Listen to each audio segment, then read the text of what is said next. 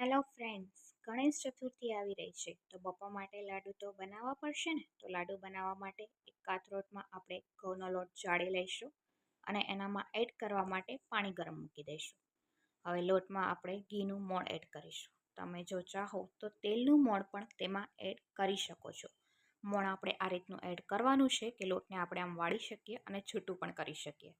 હવે થોડુંક તેમાં ગરમ પાણી એડ કરીશું અને લોટને એકદમ કઠણ બાંધી લઈશું. આ રીતનું આપણે એકદમ કઠણ લોટ બાંધવાનો છે. હવે આવી રીતના બધા લોયા આપણે તૈયાર કરી લઈશું. આંગળીની મદદથી દબાવીને બધા લોયા તૈયાર કરવાના છે. એક પેનમાં ઓઇલ ગરમ કરવા મૂકી દઈશું. ઓઇલ ગરમ થઈ જાય એટલે તેમાં બધા મૂઠિયા આપણે એડ કરી દેવાના છે અને ગેસની ફ્લેમને સાવ સ્લો કરી દેવાની છે. લગભગ અડધા કલાક જેવું લાગ્યું હતું આ મૂઠિયા તળવામાં. એને આવી રીતના ગોલ્ડન બ્રાઉન રેડી કરવાના છે અને ગેસની ફ્લેમ સ્લો જ રાખવાની છે. ફૂલ રાખશો તો બહારથી ગોલ્ડન થઈ જશે પણ અંદરથી તે કાચા રહી જશે. તો આ રીતે બધા તળી લીધા છે. ઠંડા થઈ જાય એટલે એને કટ કરી મિક્સીમાં એડ કરી દઈશું અને હવે તેને એકદમ ફાઇન પીસી લઈશું. આપણું આ ફાઇન પીસાઈ ગયું છે. એનામાં હવે આપણે દળેલી ખાંડ એડ કરવાની છે અને હવે આપણે એમાં બધા ડ્રાયફ્રૂટ્સ એડ કરીશું. ડ્રાયફ્રૂટ્સ તમે તમારી પસંદના કોઈ પણ લઈ શકો છો.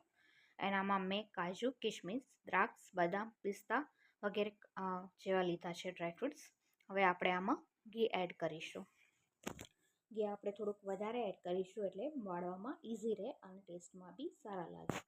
તો આ રીતે બધું આપણે નાખી બરાબર મિક્સ કરી અને મોલ્ડની મદદથી લાડવા બનાવીશું. આ રીતે મોલ્ડમાં બરાબર ભરી બંને સાઈડથી દબાવી ગોલ ફેરવી અને આપણે લાડુ રેડી કરવાના છે અને આ રીતે ડીમોલ્ડ કરવાના છે. ડીમોલ્ડ કરતાં બહુ ધ્યાન રાખવાનું છે અને બહુ જ ધીમેથી ડીમોલ્ડ કરવાના છે.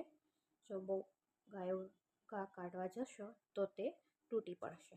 તમે જો ચાહો તો આ રીતે ગોલ લાડુ પણ તમે બનાવી શકો છો.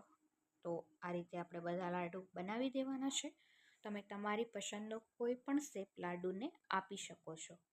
તો આ રીતે આપણા ઓલમોસ્ટ બધા લાડુ રેડી થઈ ગયા છે અને આપણા લાડુ રેડી છે. તો આપણે સર્વ કરવા માટે પણ એ રેડી થઈ ગયા છે.